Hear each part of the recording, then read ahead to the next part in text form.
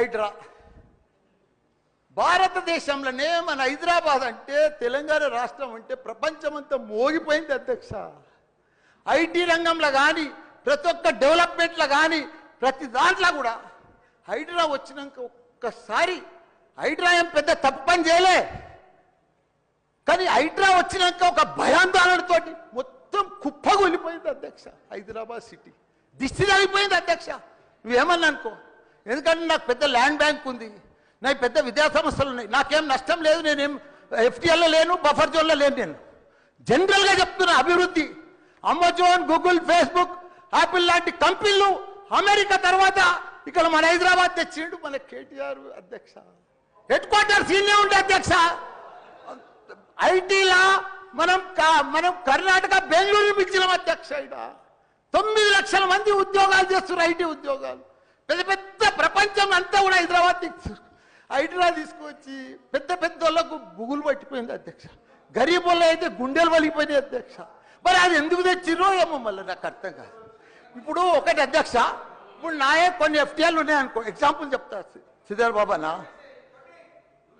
మన ఇంట్లో మన సెల్ ఫోన్లో చూస్తే మన భూమి అన్న జర్సెప్టి ఫ్లో ఆగిపోతుంది అన్న, మీకు దండం పెడతా, మీరంతా చాలా మేధావులు.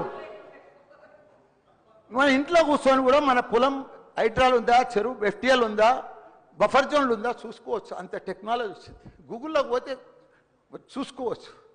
చూసి ఎవరెవరికి ఉందో ముందే నోటీసులు ఇచ్చి ఓపికతో అర్జెంట్ ఏముంది, తెల్లారి శుక్రవారం పొద్దుగల్లే పోయి శనివారం పొద్దుగల్లే పోయి కూలగొట్టాలని ఏముంది అధ్యక్ష. నిదానంగా వాళ్ళు కూడా మన తెలంగాణ ప్రజలే, వాళ్ళంతా కూడా మీరు ఓటేస్తేనే మనం మంత్రిలో కూర్చున్నాం. మనం అంత ఆదల బాధ ఆధార్ చేసేది, టెన్షన్ చేసేది ఏం అవసరం. మంచిగా నోటీస్ ఇచ్చి బాబు చేంజ్ చేసుకో, మార్చుకో, చూసుకో, నీకు ఇది ఇస్తాం, గరీబోడు ఉంటే ఇది ఇస్తాం, ఈ బెడ్రూమ్లకు అని నిమ్మడంగా చేస్తే అయిపోయాయి కదా. ఇంకా 4 ఏళ్ళు ఉంది కదా మీకు, ఈ ఏడాదిలోనే ఫస్ట్ ఇయర్లో చేయాలని ఏముంది, అన్ని కొన్ని చేసుకుంటా వండి.